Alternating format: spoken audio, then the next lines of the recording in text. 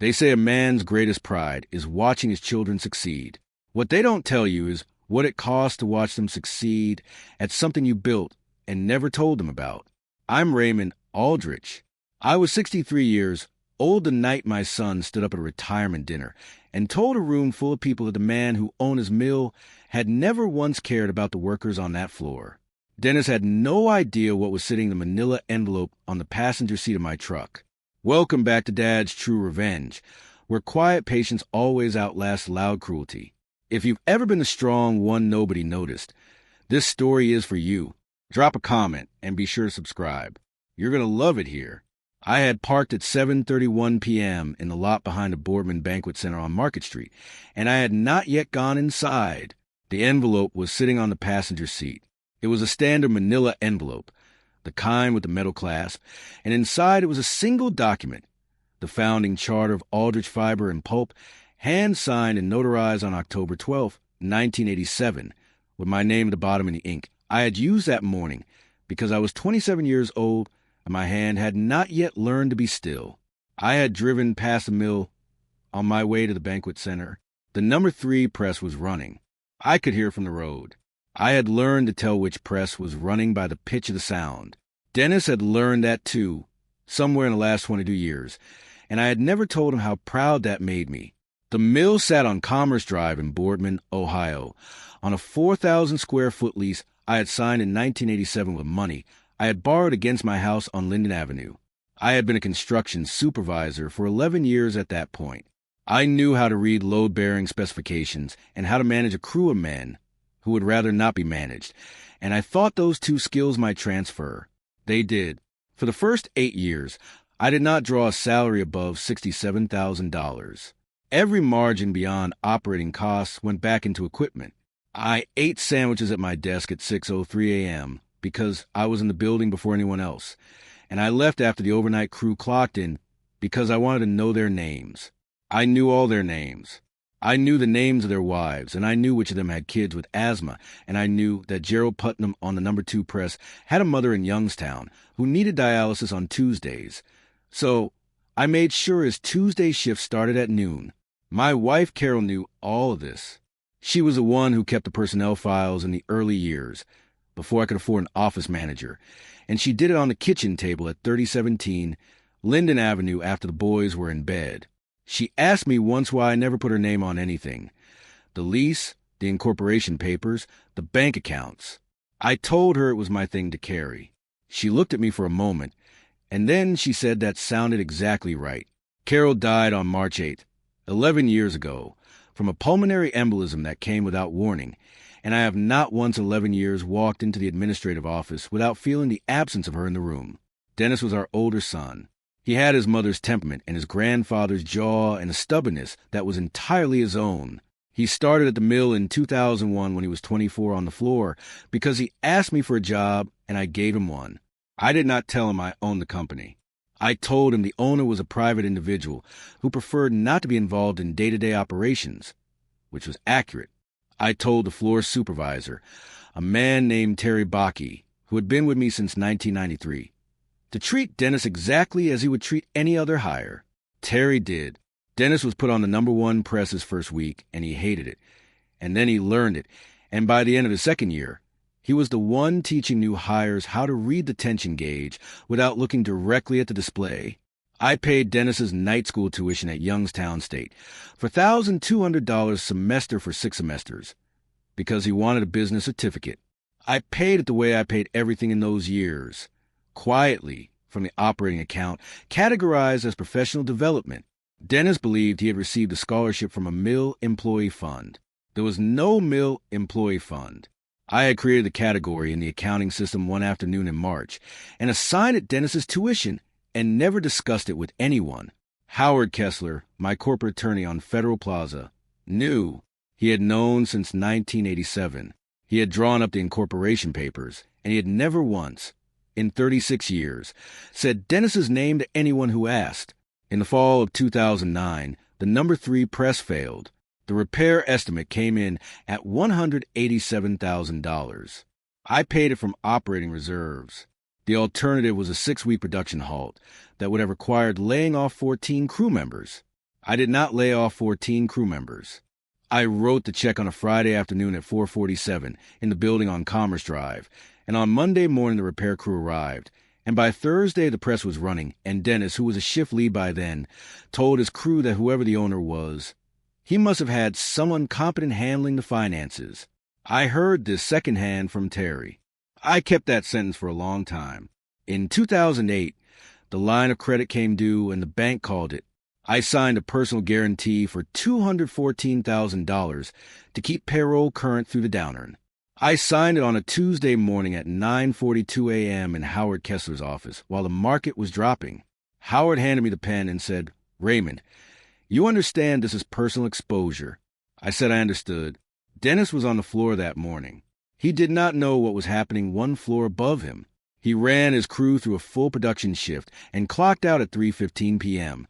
In 2014, the insurance carrier pulled our group health coverage with 60 days' notice. I covered the gap personally, $43,000 out of household account on Linden Avenue, because I was not going to tell 340 workers that their coverage had lapsed. I arranged a replacement carrier through a broker named Wallace Kern in Youngstown and had the new cards mailed to plant by the end of the month. Dennis never knew there had been a gap. In February of 2003, I negotiated a union contract across 11 sessions in a conference room in downtown Boardman. The union representative was a man named Frank Aller, and Frank was thorough and fair, and we disagreed on 4 of the 11 contract terms and agreed on 7, which I considered a reasonable outcome. I signed the contract on February 6 with Dennis in the building below, and the ratification was completed by 2:15 p.m. that afternoon.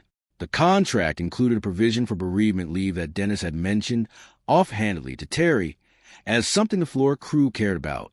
I put in the contract. Dennis did not know that. He would not know it for another 22 years. Sometime around 2018, I began to notice a change in how Dennis spoke about the company. It was gradual.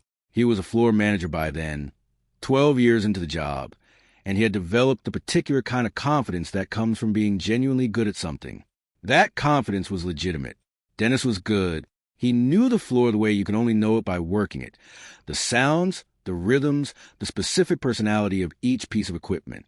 He knew which crew members needed to be given direction and which ones needed to be left alone. He had built something real on that floor, and I was proud of it, and none of that changed what came next. What came next was a habit of speech. I first heard it from Terry at the October quarterly meeting in 2019. I had asked Terry, as I always did, how things were running, and Terry had paused in the way he paused when he was deciding how much to say. Then he said that Dennis had been making comments. I asked what kind. Terry said, the usual. The owner doesn't show his face. The owner doesn't know what it's like down here.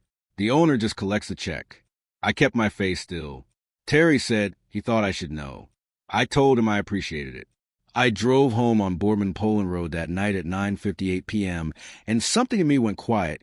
Not angry, not wounded exactly, just still in a way that felt permanent. I didn't answer when Carol's photograph caught the light from the kitchen window. I still talked to her in those years. Not out loud, just in the way you carry a person. The comments continued. Frank Aller mentioned them to me at a labor compliance review on October 19th. At 2:15 p.m., Frank was not the kind of man who passed along gossip, which meant he had heard it often enough to consider it worth mentioning. He said, Raymond, your floor manager is vocal about management. I said I was aware. Frank said he didn't think Dennis was wrong about everything, just that he was louder than he needed to be, and that some of the younger crew members were starting to repeat what he said. I said nothing. I drove to the mill that evening and stood on the administrative floor at 11:17 p.m. and listened to number 3 press running below me, and I thought about the $187,000 check and the 14 workers who did not know they had almost lost their jobs in fall of 2009, and something behind my sternum went very still. The following spring, Dennis began using a specific phrase. He used it at the crew meetings. Terry reported this, and he used it, apparently, in the break room and once in the parking lot when he did not know that Terry's assistant was within earshot. The phrase was, the man who owns this place has never walked the floor once. He just collects the check while the rest of us do the real work. My hands went still the first time Terry repeated it to me. I said nothing. I nodded once. Then I drove home to Linden Avenue, and I sat in the kitchen until the light changed. I want to be precise about what hurt. It was not that Dennis was criticizing the owner. Workers talk about management. I had known that since 1987, and I had no objection to it. What hurt was the specific content of what he said. Never walk the floor. Just collects the check. Those two things were not true, and he said them with the authority of a man who believed them completely. And he said them in rooms full of people who had worked for me for 20 years, and who also believed them completely, because I had arranged for them to believe them. The hurt was of my own construction. I understood that. My voice held when I told Terry I appreciated the update. I drove home at 8:04 p.m. on a Tuesday in March, and I did not turn the radio on. The retirement dinner was announced in early November. Dennis was retiring after 22 years on the floor, and the plant was throwing a dinner at the Boardman Banquet Center on the Tuesday before Thanksgiving. I received my invitation through Howard Kessler's office. As always, the company sent Howard the administrative correspondence, and Howard forwarded what was relevant. The invitation listed me as a guest. Raymond Aldrich, guest. I set it on the desk in the office on Linden Avenue, and I looked at it for a while. Then I called Howard. Howard Kessler had been my attorney since the beginning. He was 71 years old, and he kept an office on Federal Plaza, and he had reviewed every document the company had ever signed. I told him what I wanted. He was quiet for a moment, and then he said, "Raymond, are you sure about the timing?" I told him I was. He said he would prepare the transfer documents and have them notarized and ready, and that the founding charter would be available for me to pick up at his office. I told him I would be there Thursday morning. He said 9:42 a.m. I said that worked. I arrived at Howard's office at 9:40 a.m. on a Thursday in November. The founding charter was on his desk in a clear sleeve inside a manila envelope. Howard had also prepared a notarized summary document, a corporate history, essentially listing every significant financial decision the company had made since 1987, with the signatory name on each one. It ran to 11 pages. The $214,000 guarantee was on page 4. The $187,000 press repair was on page 6. The $43,000 insurance gap was on page 8. Dennis's tuition payments, all 6 of them, were on page 9, under professional development. Howard handed me the envelope and said, "Raymond, you've been carrying this for a long time." I kept my face neutral. I signed the acknowledgement form, and I left at 10:09 a.m. Patricia Vann, the Mahoning County notary who had certified my founding documents in 1987, had certified the transfer summary at 11:17 a.m. the previous Tuesday. She was 74 years old. She had not seen the original charter since 1987, and she had recognized my signature immediately. She said, "Mr. Aldrich, this is a beautiful document." I told her it was a long time in the making. The banquet center was half full when I arrived at 7:31 p.m. on the Tuesday before Thanksgiving. I knew most of the people in the room.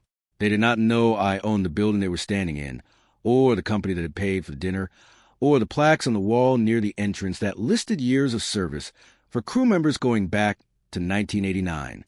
I found a seat at table 6 near the back. I ordered water.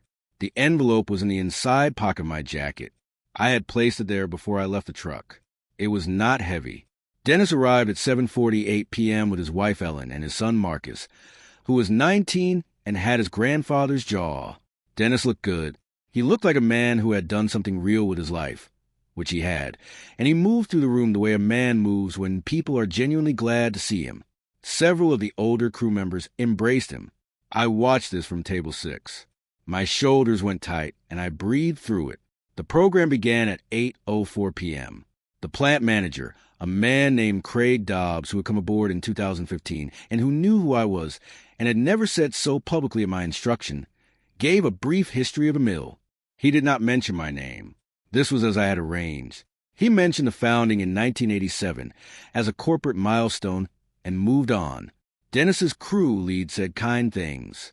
A woman named Renata Spires, who had been on the packaging line for 16 years, said that Dennis had covered her shift the week her mother died, without being asked, and that she had never forgotten it.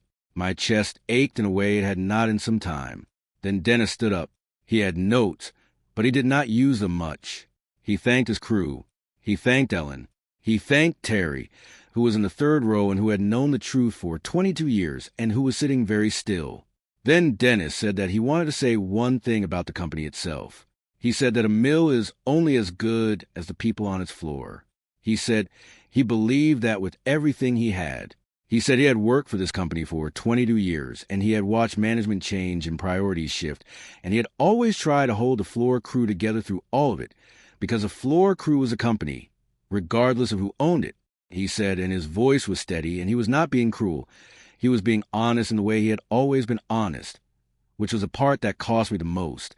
He said that in 22 years he had never once met the man who owned this place. He said he didn't know if that man had ever stood on the floor and listened to presses, or watched the crew run a difficult shift. He said he didn't know if that man cared about the people in this room. He said what he did know was that the people in this room had built something real without him, and that ought to mean something. The room applauded. My throat was dry. I kept my voice level. Dennis sat down.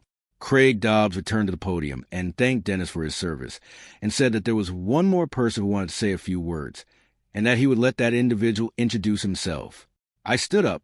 The room went uncertain, in the way rooms go uncertain when someone unexpected rises. I walked to the podium. I did not look at Dennis until I was standing behind the microphone. When I did look at him, his face was attentive and politely blank, the expression of a man watching a stranger he did not recognize. I said, "My name is Raymond Aldrich. I am 64 years old. I founded this company on October 12, 1987, on a 4,000-square-foot lease on Commerce Drive, with money borrowed against my house on Linden Avenue. I have been the sole owner for 36 years. I attended this dinner as a guest, which was the only accurate thing on my invitation." Dennis's face went still. I reached into the inside pocket of my jacket and removed a manila envelope. I opened the clasp. I removed the founding charter, the original in the clear sleeve, and I held it up so the room could see the name at the bottom. Then I placed it on the podium, and I slid the 11-page summary across the podium surface toward Craig Dobbs, who had known this moment was coming and whose hands did not shake when he took it. I said, "On page 4 of that document is a personal guarantee I signed in 2008 for $214,000 to keep payroll current during the financial crisis. On page 6 is the authorization for the repair of the No. 3 press in 2009, $187,000, paid from operating reserves to avoid laying off 14 crew members. On page 8 is $43,000 in personal funds I used to cover a health insurance gap in 2014. So that no one on this floor lost coverage. On page 9 are 6 semesters of tuition payments made to Youngstown State University under the name of the Professional Development Fund for a student who believed he had received a scholarship. I kept my hand steady. I did not look away from Dennis. I said, "I have walked this floor. I have stood at the No. 3 press at 6:03 in the morning. I have sat in this building at 4:47 a.m. on days when I did not know if the line of credit would clear. I knew Gerald Putnam's mother needed dialysis on Tuesdays. I put bereavement leave in the 2003 union contract because a floor supervisor mentioned that the crew cared about it. I never introduced myself because I believed the work was better done quietly. I am not certain I was right about that. For a moment, nothing. Dennis did not move. His face had gone the color of the tablecloth. Ellen had her hand on his arm. Marcus was looking between his father and me with an expression I recognized. The expression of someone trying to locate themselves in a story that has just changed shape entirely. I didn't move. I said, "Dennis, you built something real on that floor. Everything you said tonight about the crew is true. I am not here to take that from you. I am here because I am 64 years old, and I have been carrying this for 36 years, and I think it is time you knew whose name is on the wall." I picked up the charter. I walked to Dennis's table. I set it in front of him.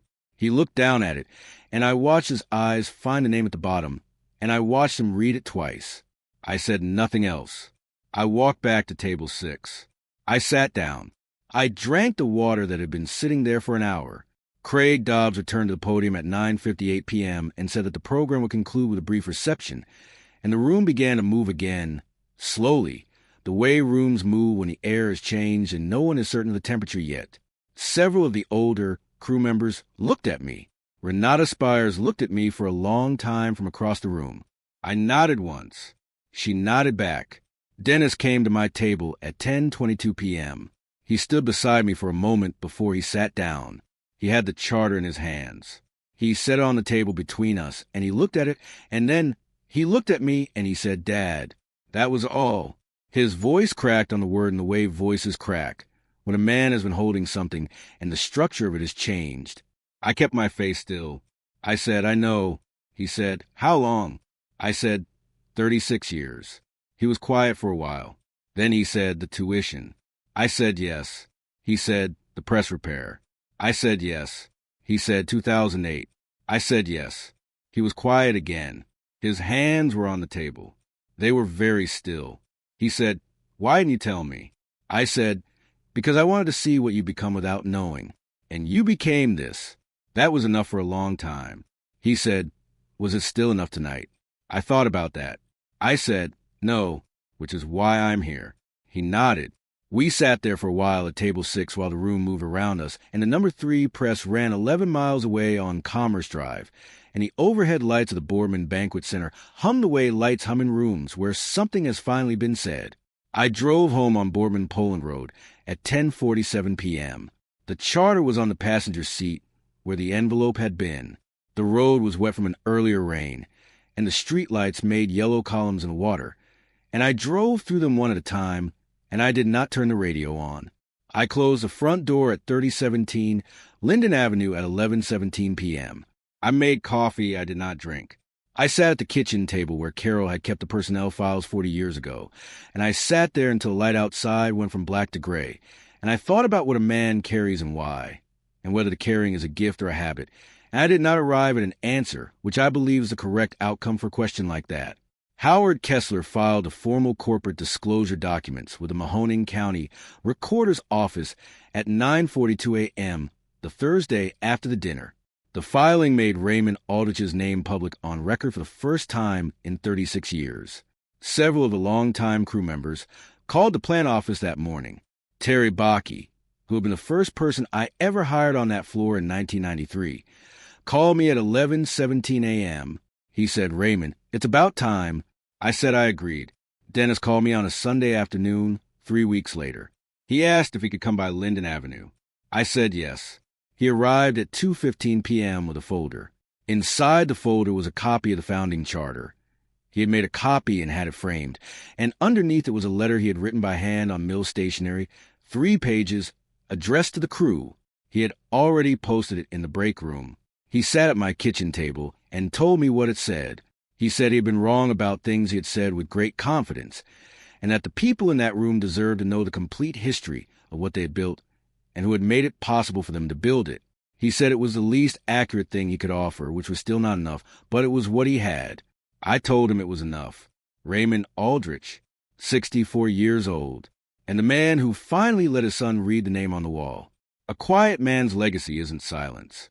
It's everything he built while other people were talking. Their dinner, their plaque, my name on the wall. Here's what I want to ask you before you go. If you had been sitting at table 6 that night, if you had watched your son stand up and describe you in a room full of people who believed every word, what would you have done? Would you have stood up when your name was called? Leave your answer in the comments.